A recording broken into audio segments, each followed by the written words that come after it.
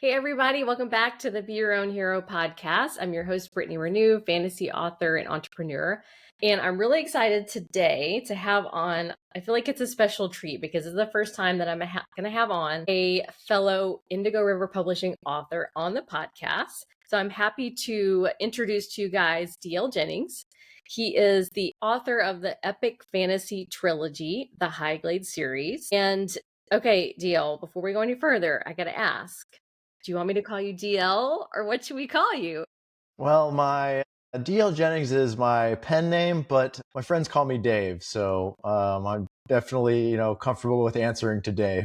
Okay, awesome. So we will call you our friend Dave today. Love it. So Dave is a 14-year veteran of the U.S. Air Force Special Ops Command. Thank you so much for your service, first and foremost. It's my honor. Yeah, and it's just cool to watch you, you still get to travel and read and write, and I love following your journey with that. So I can't wait to dive into all that. For everyone listening, the Highglade series, it's 3 books, and he's received a lot of accolades for that. Specifically, I was looking through those. I saw that you were the winner of the best indie book for the second book, Awaken the Three. I mean, absolutely amazing. Yeah, I was really excited for that one. They gave me a little trophy for it and everything. So cool. So cool. Yeah. So take us through a little bit of, your journey with publishing. Share about, well, we'll get into this. I'm very curious to hear about the process of you writing the Gift Shaper while being deployed and just kind of how it has come about with these 3 books. So, Oh my gosh. Yeah. And it's a long one, but it's also a fun journey. And it started when I was deployed to East Africa, and I was in support of special operations. I did that for 10 years out of the 14 years that I spent on active duty. And for this particular deployment, it was in an austere location. Think like minimal everything. Not a lot of. I don't think they even had a Wi-Fi connection back then. I think they may have, but it was me, one book. I brought Robert Jordan's The Wheel of Time with me, amazing. The Eye of the World. And yeah, if you're gonna do a deployment, you want to have a hefty sized book to bring with you. So that was actually the inspiration. I drew heavily on The Eye of the World for themes and sort of like an arc for what became Gift of the Shaper. And it was funny because I had an iPad with me, and the iPad ended up being what I wrote Gift of the Shaper on entirely. Like I was like a crazy person. Yeah, like a touch screen, like no keyboard, no physical keyboard. It was just like a screen you'd see on your iPad, but it was, obviously tablet sized. And I think that was Gift of the Shaper was about 120,000 words in total. And every single one of those was written by haptic feedback on my on my screen, which was totally an insane thing to do. I since graduated to writing on laptops, which makes things a lot easier, I assure you. For sure. But that was in the depths of the African, not so much a jungle. It was more like a forest in the place that I was on. One little landing strip and my iPad, all to keep me company. So that was where I began writing the first book of my career, and I've since written actually 4 now. I got 4 under my belt. So okay. Yeah, which is exciting. And the 4th one is actually a brand new series, and it's with beta readers right now. Okay, I was about to say, I didn't think that you had a 4th one out, so. Right, you are correct, because I have just written it. So you're getting, I haven't talked about it very much in public besides on my website and everything like that. But yeah, you're getting the exclusive. So okay, we like cool. that. I know, throwing a little curveball at you, right? You expect to talk about my original trilogy, and here I am breaking news for you. Yes. Anything else exclusive you could share, like title or working title? I mean, no pressure. You don't have to. Absolutely. I love talking about it. I'm tentatively calling it Dreams of Blood and Shadow. And it is an Aztec inspired fantasy.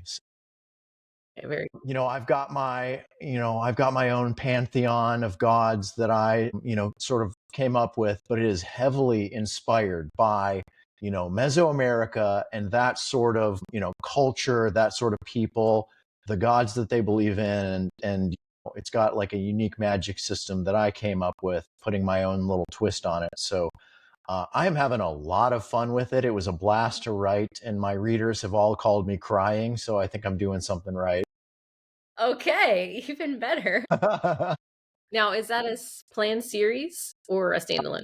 Right now, I wrote it as a standalone, and I will be exploring some publishing options in the future. So, as you know, I'm published through Indigo River, and they technically have what's called the right of first refusal. And I'm going to see if it's going to be a good fit for this book, because it's a brand new series, brand new venture. It's a small departure from my epic fantasy that I wrote with the Highglade series. But I am so excited about this next book, and I think I can reach a wider audience than I would have for my first 3 books. So fingers crossed. We'll Yeah, see. absolutely. I mean, we'll be paying attention for sure. But that you kind of bring up a good point there. And that's like a reason why I'm excited to get the second one reason why I'm excited to get the second book of my series out is it's like as you continue to publish books, it just helps get your name out there, grow that readership. And so it's like, the more you publish, the more you just build that like foundation of a fan base or readership. So yeah, it sounds like you're well on your way to achieving that for sure. I think so. And it's sort of an irony. And having published now a completed trilogy, Mm-hmm. it is both a blessing and a curse, because I was lamenting the lack of reviews that I got for book 3. At the time that it had come out, it was sitting around somewhere like 10 or 15 reviews, which is like, book 1 has now I think close to 200 reviews. Yeah. Which is awesome, and it's great. But then I went to looking at other books in other authors' series. Brandon Sanderson is a great example. I noticed the diminishing amount of reviews that he got throughout his series, and he is the best, probably I think the best-selling fantasy writer, surely the best epic fantasy writer who is currently writing. And it's just a, diminishing returns over the life of a series, but at the same time, the fact that you have a series is great. A lot of people are going to pick it up based on, okay, great. He's not going to George R. R. Martin me. This is something that Yeah. that there's an ending to this now. So Yeah. it's very funny, and it's something that I wrestle with all the time, whether or not to write a book that could be a series or to just write like a standalone. I don't think that there is a right answer. I think for me, the Highglade series was always going to be a trilogy. Mm-hmm. I knew that there was going to be an ending to it. I just didn't know where it was or what it was until I started writing book 3. And then I was like, this is my story, and here is how it's going to be told. Yeah. No, that's definitely a fair consideration thinking about writing series versus standalones because yeah, I've had those same conversations with readers that have come up to me at a table at an event and they're like telling them the first book, the blurb, all that stuff, and they're like, "Oh, that sounds so awesome." And I'm like, "Yeah, book 2 should be out. I've been saying book 2 should be out end of this year, 2025. Yeah. 3-book series, da da da." And then they're like, Let me guess. I don't want to read it until it's done. "Exactly." Yeah. Now of course, that's not everyone, but like I get those responses, and I'm like, "Oh, you're killing me! You're killing me, Smalls. Come on." Oh yeah, that was a painful refrain that I heard from people, because it was like, well, I poured so much into this first book, and, in all fairness, book 1 could have been a standalone. There was technically some sort of, I won't say a conclusion, but it was brought to a sort of natural stopping point. And I did that on purpose. So if people can kind of read book 1 and say, well, that was a good story, and not feel bad about, moving on, because I personally, I can't tell you how many trilogy books I have, or, series I've started and just read book 1. It's one of those like book confessions that is going around Instagram, that I'd have some swords pointed at me for. But sometimes I feel like reading book one, it was a satisfying read, and I'm on to the next book or next series. Yeah. But I mean, that's part of it. You can't, as authors, we can't write a book that every single person's going to love. And, as readers, you're just not going to love every book you read, or like it was good, but it didn't compel you enough to like want to pick up the next one or wait impatiently for the next one. I mean, that's just part of it, right? Yep, definitely. Yeah. But the biggest thing is just to keep writing. I mean, that's what you've done. You kept writing the series, you're writing, another book, another idea. And, that's what I think as author, we just have to remind ourselves just to keep writing. I think so too. That's what we do. It's what we're here for. Yeah. So I feel like you've got to be like one of the very few people on the planet that could say that they wrote a whole book on a deployment in the forests of Africa. Mm-hmm. I think I am. I don't know a whole lot of other people who have actually done it, as a matter of fact.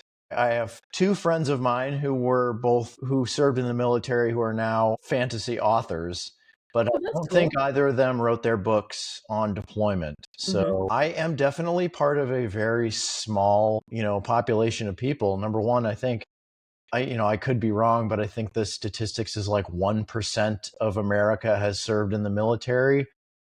Seems like a really small number, but yeah, incredibly. But when you actually look at how big the services are, how many people are in it, it's actually extremely accurate, which just blows my mind. Add that to the fact that now I'm a thrice published author. The Venn diagram is getting a little smaller. Yeah. So what was your schedule to write? Like, or could you have a schedule? I mean, yeah. Well, the closest thing that I could.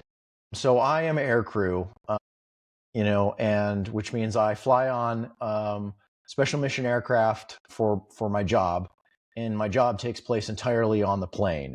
So the good news for us aircrew members is we are governed by a set of rules that say you can only fly a certain amount of hours per week, it's like a 7-day, 30-day, 90-day period. And it's derived from the FAA. So, obviously the governing body of saying what kind of aviation transport is important. So for us, knowing that there was a limited amount of hours that we were able to fly in a week, I put my time to as good of a use as possible when I was down and not flying.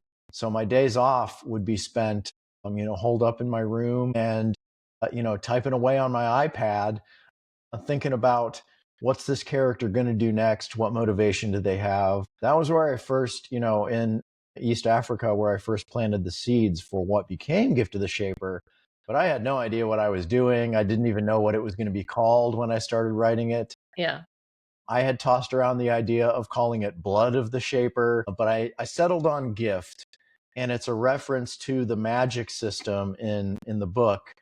The Shaper is one of the goddesses of creation. She's one of 3 gods who created the universe and the worlds. And her gift, the gift of the Shaper, is the magic system that her followers are able to use and utilize. Very cool. I little like that tidbit for you there. Yeah. So, okay. So are you would you consider yourself more of a plotter, like an outliner, or more of a pantser, or I mean, or a Pantser for sure. combination?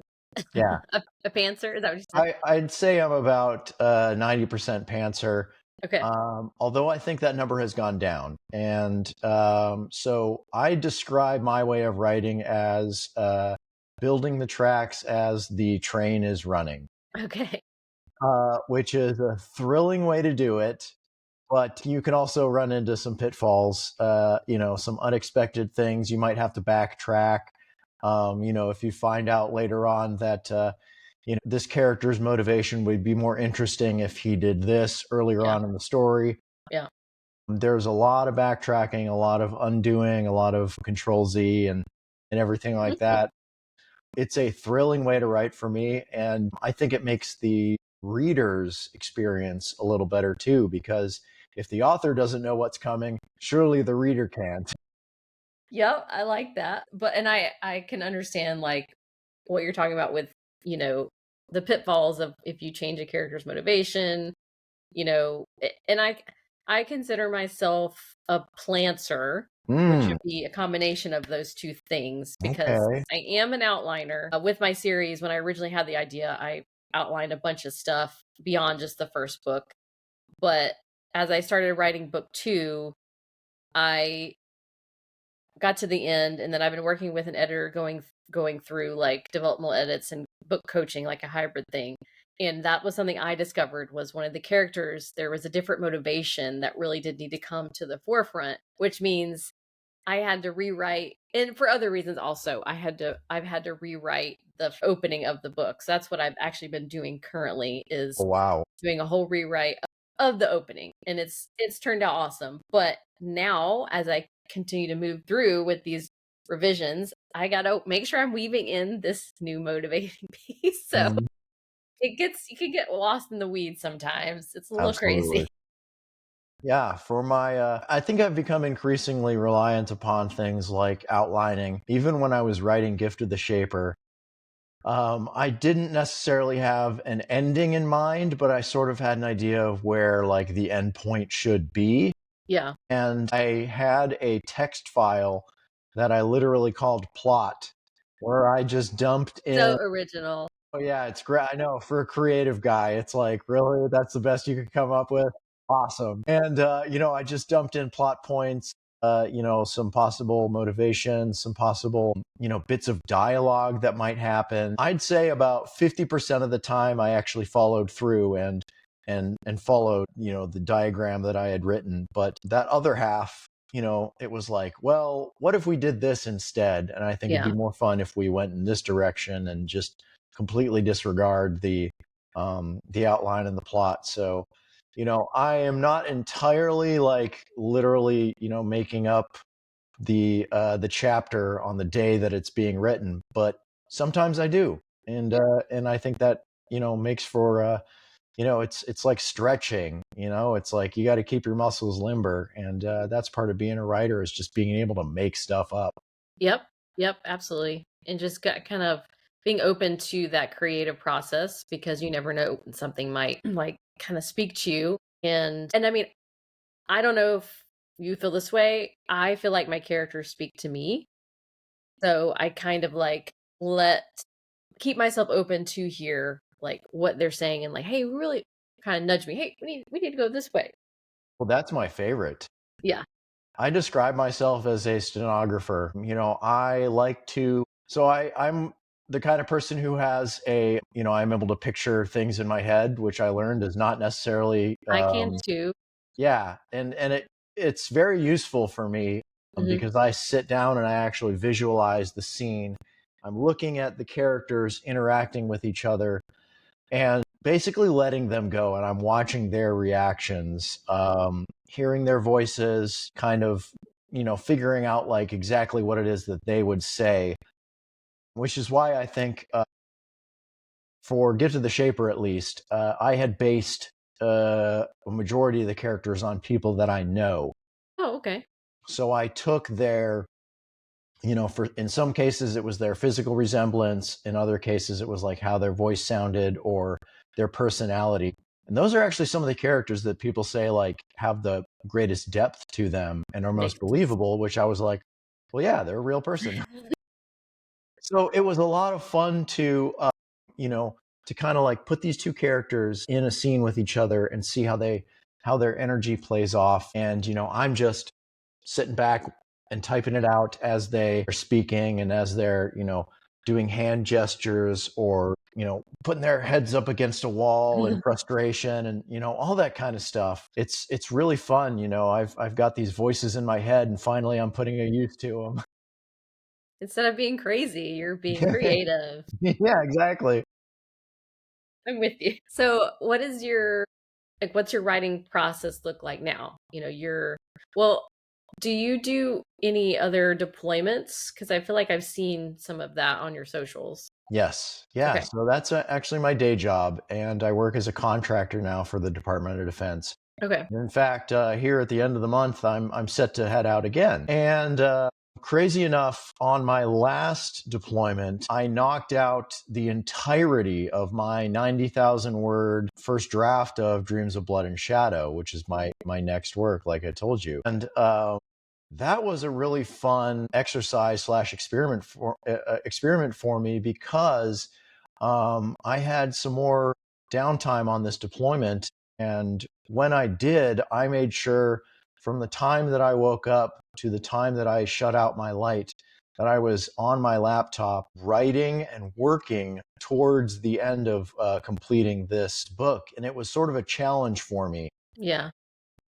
and it was like a personal challenge for me, because I wanted to see, could I do this full time? Could I become a full-time writer? And the only way for me to answer that question was to give myself a smaller window of time to complete this book. And sure enough, I mean, so Days of the Dark is book 3 of the Highglade series, and I took about 2 years to write that one. Mm-hmm. And I thought, well, I was a little disappointed, and I thought, gosh, 2 years is too long to write a book. I wonder if I could crunch that window down. And sure enough, here I am. It took me about, so officially when I'm doing my query letters, I'm going to say it was a 3-month deployment, but I crunched the numbers and I looked at it, and I wrote it over a 72-day period, which just blew my mind. Wow. Yeah, granted, it's a little shorter than all 3 of the books in my epic fantasy series, but it's also pared down. There's smaller, there's fewer point of view characters in it, and it tells a complete story, and I'm really happy with that. So, that's sort of on the horizon for me, is figuring out, like, can I do this full time? Yeah. Which is now something that I'm very seriously pursuing, and I'm really excited about it. That's amazing. That's absolutely amazing, Thank because you. that's, so many writers' dreams, and it's not always feasible for everyone. So Oh, congratulations on I'm well aware. yes, yes. Yeah, after Gift of the Shaper came out in 2018, 7 years ago now. Yeah. And I was like, great, so now I don't have to work anymore. Awesome. And then I saw that first royalty check come in, and I was like, so looks like I gotta still keep working. It's funny how that happens. Yep, surprise, surprise. Yeah. Yeah. I've had those same, to bring up a Star Wars reference, delusions of grandeur Mm, about being full-time yeah. author immediately. Yep, the only thing you can do is keep writing and keep trying to get your name out there. Yeah. That's awesome. Well, I mean, yeah, congrats for having that discipline, because, Thank you. I'm sure you do too at this point. Like, I talk to a lot of other writers, like people come up to me that are wanting to write a book, or working through writing and not yet published, and that's kind of the advice I try to give them, is like, just, you gotta be disciplined to stay consistent. And, yes, not everyone can like sit down and crank out a book in 3 months, but just consistently trying to write, I would say try to write every day, even if it's only 15 minutes or something, but just at least like block out some time during your week and just keep at it, because that's the only way you're gonna, keep making progress. Yep, absolutely. The only way to publish a book is to have written one in the first place. Yes. Step 1. Yes. Step one. Yeah. But like, that's the beauty of the growth. I think it's like every book that you write, you just get better at. I mean, you obviously get better at the craft in general, but I think you get better at that time it does take you to write it. And like, you're able to, like you just experienced, you're able to say, wait a minute, I think I can crack down on this and like really get a book out in 3 months. And you did it. Yeah. Yeah, it feels really good. And that discipline is such a huge part of it too. I always joke with my friends, I was like, you guys know how easy it is to not write a book. I could just wake up, some of my friends will say, yeah, I've been doing it my whole life, not writing a book. And it is the easiest thing to wake up in the morning, get your cup of coffee and say, you know what, today feels like a Netflix day Yeah. instead of today feels like a writing day. And that is absolutely the most difficult thing. But, I always tried to remember why I'm doing it and how much I love doing it too. I'll tell you, I don't think I'd be doing this still and trying to pursue this dream of mine if I didn't love writing and getting the satisfaction of a reader putting my book down and saying, wow, this moved me emotionally. You're a complete monster. Those are those are my favorite things to The hear. best kind of compliments there for an author. You tore my heart out. Yes. 100%. Absolutely. I live for it. Yes. That's so key though, like remembering your why, like, because that's gonna keep you going in those up and down days. Because I mean, yeah, yeah. Bingo. So what? Yeah, I mean, you shared a little bit of that, but like, what is your why? Like, if you were to kind of put it in a sentence, like, what would you say that is?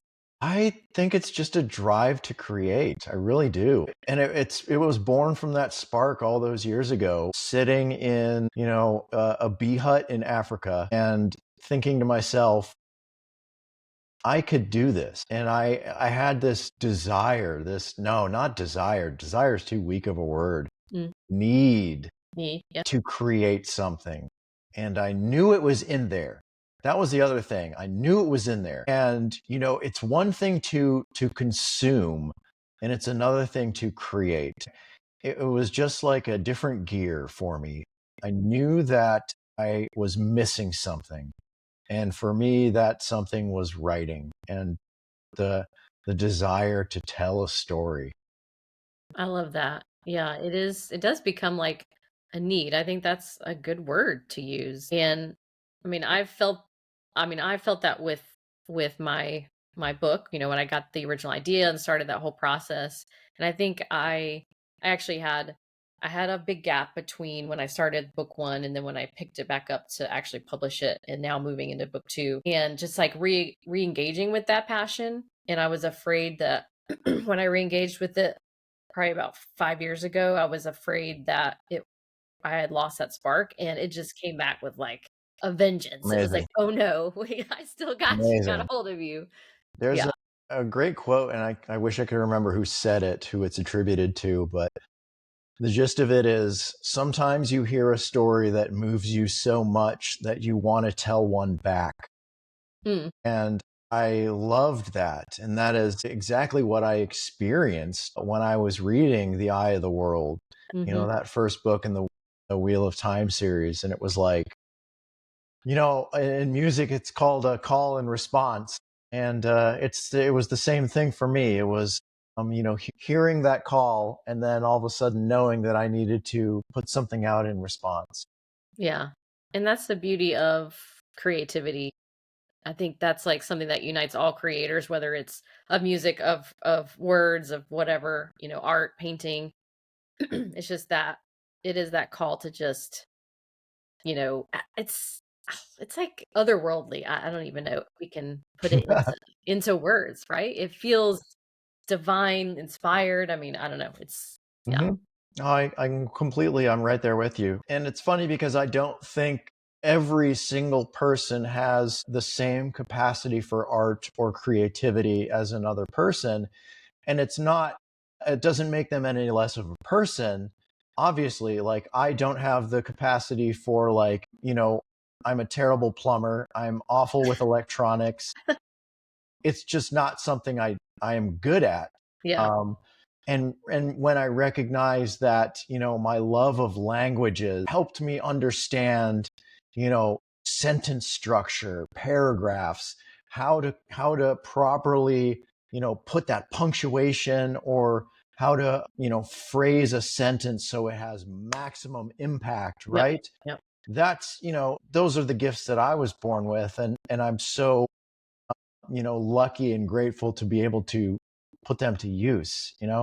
There was an awesome, there's something that I read. It was like, at the intersection of what you're good at, what brings you joy, and what makes you money. It's like when Yeah. you combine all those three things, it's like, wow, this is the greatest thing ever. I got 2 out of 3, so I'm at some point, I would like to have 3 out of 3, Yeah. but You will. If you don't give up, you will. Exactly. And in the meantime, it's that why that you were talking about, and that joy and that spark that I am continuing to chase, and I'm just I just keep creating, and it feels good, and it's something that I'm very grateful that I found. I was in my 30s when I wrote my first book, Wow. and I'm so glad that I found it. I'm so glad that I found it. Yeah. I mean, do you feel like the story saved you in a way in any Mm. part? Because I feel like that sometimes. It was very cathartic for me. And, the fact that I was in a deployed environment, at war, I mean, I was supporting war, and, coming out of it more or less physically and mentally unscathed, which is more than, a lot of people that I served with could say. I think in a sense, yes, the story was sort of a savior for me, and it was something that I am really grateful that I had, because I genuinely believe that I probably could have gone crazy if I hadn't found this creative outlet. Yeah. I mean, I think that there's a lot of truth in what you're saying. Like it's the power of the written word, the power of sharing stories, the power of, fiction is one thing. And then in nonfiction too, when someone's sharing their story, like whether it's a memoir or, like personal development type stuff, like all that stuff, I think just really can have such a big impact. And I think sometimes people don't always give the same credit to fiction, that it can have that same impact of really helping people with mental illness or, coming through a dark time or, just all of that stuff. Because at the end of the day, we're writing fictional characters, but they're based in things that are happening, the same type of struggles that we all deal with. Yeah, and I think a good story is a good story, no matter what genre it's in. And, that's the thing, is these are all made up of characters. And characters, guess what? They're people most of the time. In the large majority of novels, characters are people. And, I think when you create a character that really resonates with someone, maybe they have the same struggles that someone out there is feeling, or have a particular triumph that really resonates with them. That's what really makes people love these stories and really connect with these stories and these authors. It's not the plot twist at the end of the book. No one, I, I wouldn't say no one, but not as many people are going to remember that great plot twist you threw in there, as they are going to remember like what an amazing warrior this woman was, or what an incredible father this guy was. Those are the kinds of things that stick with you. Yep. Yep. How you made them feel, through that, going on that journey with that character. Yeah. Have you had anyone like specifically say to you that a particular character made an impact or anything like that?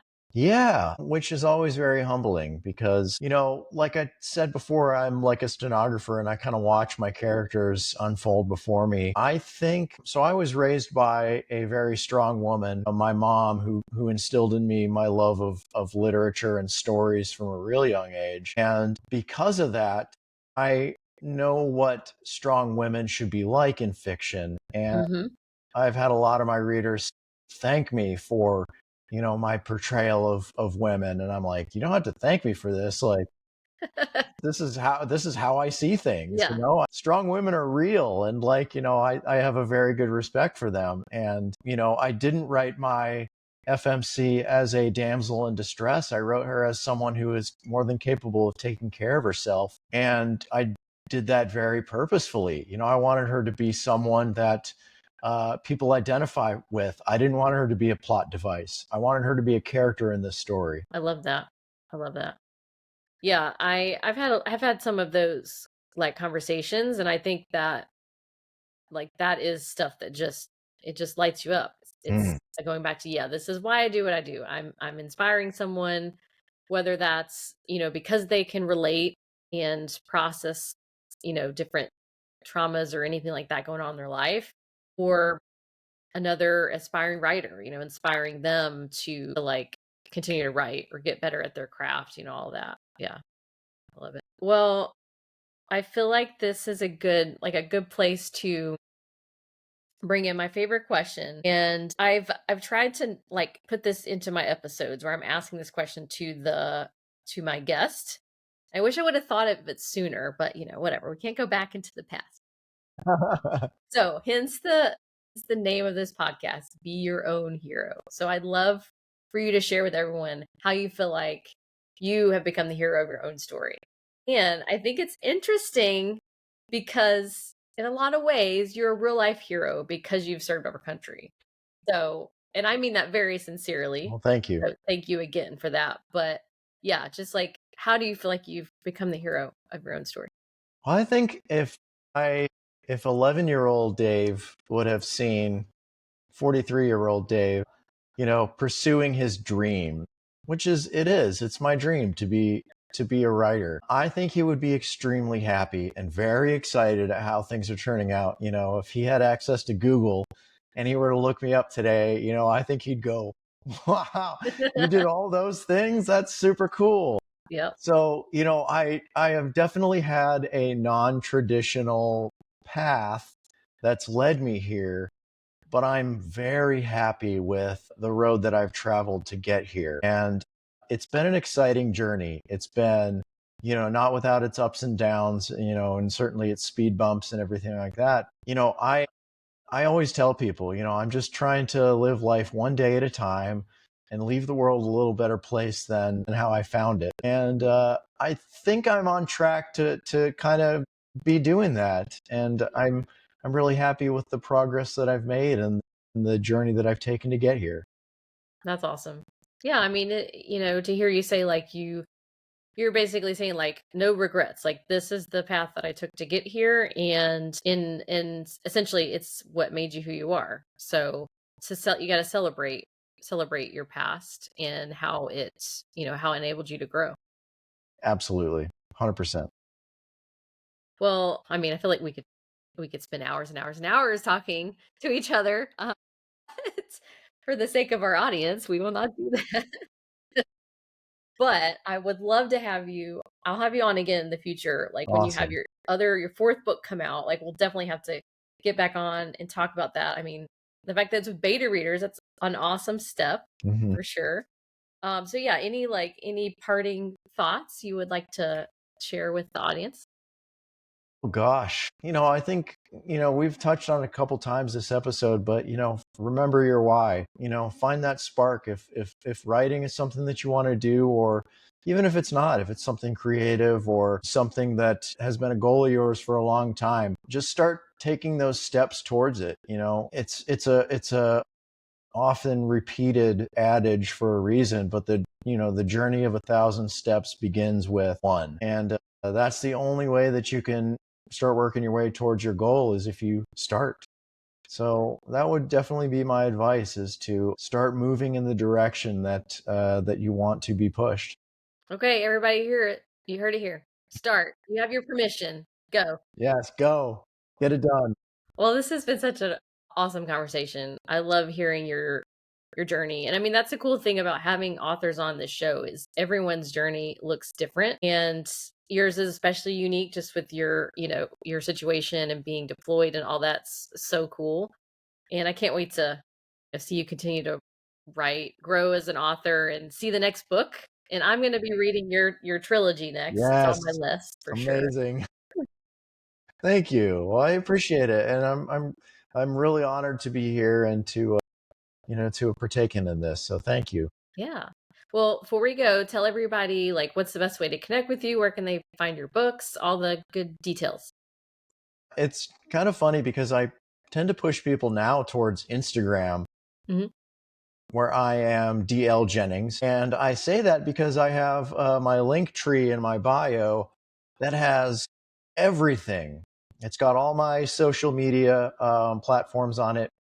It's got my website, which is dl-jennings.com, where you can buy signed copies of the book that are personalized, and I mail them out myself.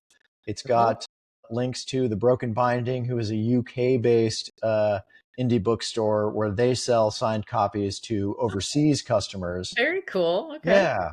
and it's got links to the Audible as well. And I narrated the first book in my series. That's right. I Yeah. forgot about that. I know. It's something that I don't drop enough, but I really feel like I should. I definitely like Instagram or dl-jennings.com is the best way to connect with me, and it's got every single way imaginable that you can get in touch with me. Okay. Yeah. So no one has an excuse not to connect with you and Bingo. buy the Highglade series. I mean, there you go. Yep, that's it. Awesome. Well, Dave, thank you again for being on. I really appreciate it. Yes, we'll definitely have you back. And I know everyone loved to hear your story, and hopefully everyone's inspired. I mean, that's always my goal with the show, is just to, have some fun and delve into these topics, but also leave people inspired to, find a way to take action in their own life with their dreams, whether they're a writer or whatever other endeavors that they have. So thank you for sharing all your insights with everyone. It's been my pleasure. All right. Thanks everybody for tuning in. We'll catch you next time. Bye.